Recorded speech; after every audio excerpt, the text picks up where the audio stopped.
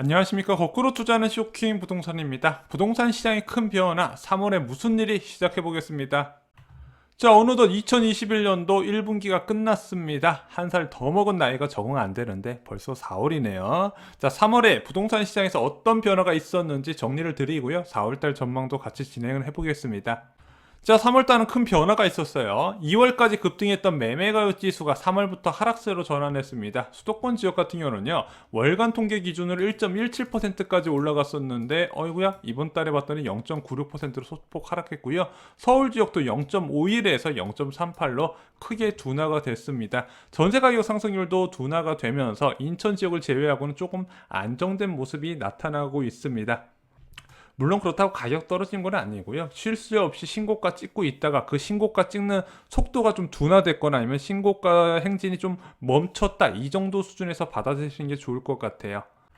자, 서울 경기 아파트 거래량은 감소했습니다. 2월에 3,822건으로 확정이 됐네요. 저 그래도 4,000건 초반까지 갈 줄 알았는데 3,800건대로 등록이 됐습니다. 침체 수준의 거래량이 시작이 된 거예요. 야, 그럼 이렇게 침체 수준의 거래량이 등록됐는데 왜 가격이 안 떨어지냐? 한 달 떨어졌다고 주택가격이 떨어지지는 않고요. 초고가 아파트나 재건축 아파트는 최소 3개월, 그리고 일반 아파트 같은 경우는 6개월 정도 가격이 이제 거래 급감이 나와야 눈에 보이는 호가 하락이 나타나게 됩니다. 자, 경기도 지역 같은 경우는요, 2월에 15,500건이 등록됐습니다. 1월 대비해서 한 3,000건 정도가 감소했는데 3월 달에는 이거보다 좀 더 늘어날 가능성도 있다고 보여요. 일단은 경기도 지역에 매매 가격 하락세가 나타나면은 서울 지역에 6개월 이상 매매 가격 하락세로 전체적인 하락세가 보여야 경기도 지역도 뒤늦게 따라간다 말씀드렸습니다. 그래서 이렇게 장기간 거래 급감이 나타나기 쉽지가 어렵기 때문에 경기도 지역은 문재인 정부 들어서 주택가격이 하락한 적이 2019년 초반밖에 없어요.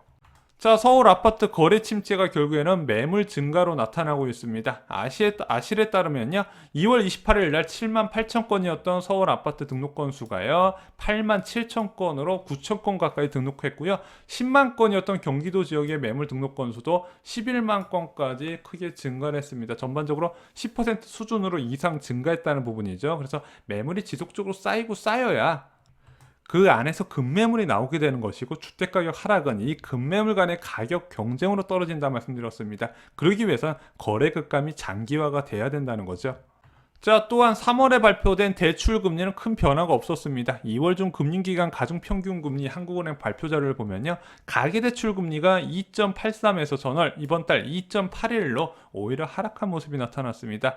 주택담보대출 금리는 소폭 올라갔는데 이것은 이제 코픽스가 낮아졌기보다는 우대 금리를 축소하면서 상승한 흐름이 나타났거든요. 자, 근데 코픽스가 이렇게 국채 금리가 치솟는 상황에서 왜 하락을 했을까? 이 코픽스는 기본적으로, 자, 예금 금리와 연동이 되는데 예금 금리가 지속적으로 떨어지고 있다는 부분이죠. 그래서 대출 금리는 계속 올라가고 있는데 예금 금리가 떨어지고 있네. 왜 예금 금리가 떨어지나 봤더니 은행에서 예대율 규제를 원래 6월 말까지 맞췄었어야 돼요. 근데 그것을 올해 12월까지 연장해 주기로 하면서 굳이 은행들 입장에서 고이자를 주고 예금을 유치할 필요가 없어지게 된 거죠. 개인적으로 안타깝게 생각을 합니다. 자, 그리고 3월 16일 날 2021년 공시가격이 발표됐습니다. 매년 이맘때 공시가격 발표되면 뭐 보유세 폭탄이니 언론들이 도배를 하죠. 실제 올해 좀 많이 올랐습니다. 전국 공동주택 공시가격 변동률이 전국적으로 19%고요. 서울 지역도 19%, 경기 지역이 23%로 꽤 높게 나타났고요. 세종 지역은 무려 70% 상승을 했죠. 그리고 서울 자치구별로 살펴보면요, 강동, 도봉, 노원, 성북, 동대문, 청동구 등 지역 등이 많이 올랐습니다. 강동을 제외하고는요, 중저가 아파트 많은 지역들이 상대적으로 높은 상승세, 그래서 40%까지 올라간 이제 노원구 지역 아파트 저희가 소개를 해드렸습니다. 오히려 서초나 강남 지역은 상승세가 그렇게 높지는 않았어요. 그래서 10%대 상승세가 나왔다는 거죠. 그래서 이번에 공시가격 인상에 의한 이제 보유세 회피 매물은요, 오히려 중저가 아파트가 많은 지역에서 더 많아질 가능성이 있다. 개인적으로 이렇게 생각을 하고 있습니다. 자, 여기에 정부는요, 공공재개발과 2사 대책 도심개발 후보지를 발표했습니다. 공공재개발 2차 후보지는요, 3월 29일 날 2202호가 발표가 됐고요. 도심 공공주택 복합개발 사업은 25,200호가 지정됐습니다. 3월에만 무려 45,000호 규모의 신규 정비구역 후보지가 지정이 됐다는 거죠. 이것은 1년 이내 구역이 확정될 거라고 생각을 합니다. 그리고 이들 지역 주민들의 참여 의사가 워낙 높기 때문에 아마 사업이 좌초되거나 그럴 것 같지는 않습니다. 자, 그래서 공급 확대, 세제 개편, 보유세 부담 증가 등의 이슈가 있음에도 불구하고 생각보다 3월 달엔 급매가 많지 않았습니다. 자, 전국적으로 아파트 매물이 쌓임에도 불구하고 다들 눈치만 보고 가격을 낮출 생각을 안 하고 있어요. 일부 재건축이나 초고가 아파트만 일부 조정받았었는데 그것도 본격적인 하락이라고 보기는 어렵습니다.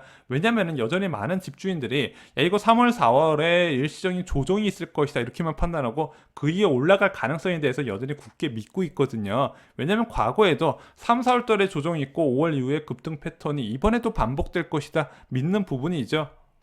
근본적으로 부동산 시장에 가장 크게 영향을 주는 금리적인 부분과 그리고 공급적인 부분이 여전히 주택 보유자한테 유리하다고 판단을 하는 것 같습니다. 다만 이번에는 양도세 규제 개편안이 있기 때문에 4월 중순에서 일부 지역에 급매물이 나올 가능성이 있다고 보고 있습니다. 자, 또한 3월은요, LH 비리 사태로 사회 전체가 시끄러워졌습니다. 광명 시흥지구 신도시에 LH공사 직원들이 간땡이도 크게 본인 명의로 직접 사전 투기했다는 의혹을 받았던 거죠. 그래서 현재는요, 전국적으로 이 수사가 확대되면서 단순하게 신도시뿐만 아니라 개발 계획을 미리 알고 공직자가 투자를 했는지 지금 이 여부를 샅샅이 파헤치고 있는 상황입니다. 아마 결과 나오는 게까지는 좀 오래 걸릴 걸로 보여요. 자, 그리고 이것으로 변창 국토부 장관이 사의를 표명했는데 일단은 이제 청와대에서는 직접 수리하진 않은 상황이에요. 이사대책 잉크도 안 말랐는데 추진 장관의 사임이 겹쳤다는 부분이죠. 자, 그런데 이 LH 비리 사태가 정치권에 미치는 영향이 적지가 않습니다. 2월까지만 해도 모든 야당 후보에 앞섰던 박영선 후보가요, 야당 후보에 크게 뒤처지기 시작했다는 부분이죠. 특히 오세훈 서울시장과의 이제 후보 격차는 10%포인트 이상이었는데 지금은요, 아예 오세훈 서울시장 근처도 못 갈 정도로 지지율 격차가 벌어졌다는 부분이죠. 그런데 오세훈 서울시장은 서울시의 아파트 공급 확대 방안을 민간 중심으로 추진하겠다 밝혔죠. 그동안에 정부에서 추진했었던 서울 지역의 공공 중심의 개발 확대 방안이 좀 역풍을 맞을 가능성이 있습니다. 근데 이제 앞으로 이게 어떻게 될지 몰라요. 왜냐면 서울시 의회의 역할도 있기 때문에 어떤 식으로 진행될지는 저희가 또 자료가 나오면 제일 빨리 쉽게 그리고 영상을 올려드리겠습니다. 자, 추가로 3월에 발표된 기준금리 관련 지표도 살펴보겠습니다. 이제 기준금리 인상 조건 잘 아시죠? 3% 수준의 GDP 성장률과 2% 수준의 소비자 물가 지수 상승률을 보셔야 된다고 말씀을 드렸습니다.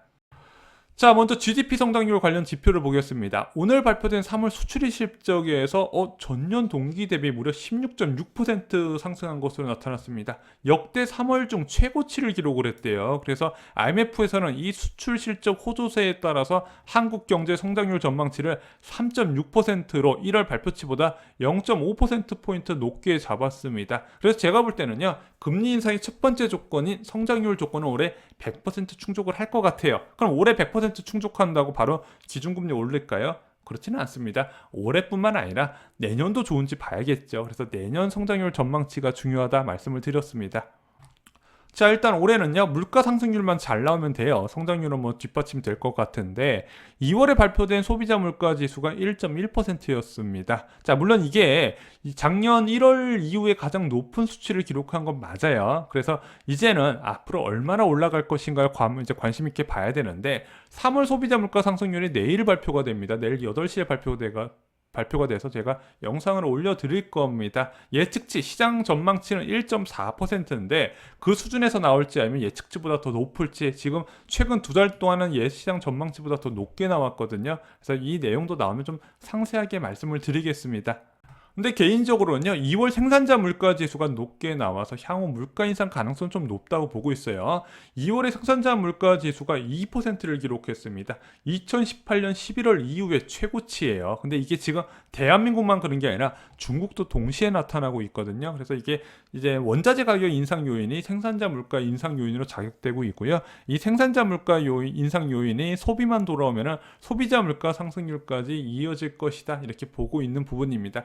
그런데 제가 볼 때는 이제 3월 CPI 발표보다는 4월 통계를 좀 더 유심 있게 보시는 게 좋을 것 같습니다. 왜냐면은 작년 4월에 소비자 물가 상승률이 워낙 바닥을 기었고요. 또한 유가 부분도 큰 변화가 나타납니다. 그리고 본격적인 소비 확대 심리가 지금 나타나고 있고요. 원자재 가격 상승에 따른 공산품 가격 인상이 지금 지속적으로 되고 있기 때문에 3월보다는 4월, 4월보다는 5월에 더 높게 나타날 가능성이 있다고 보고 있습니다.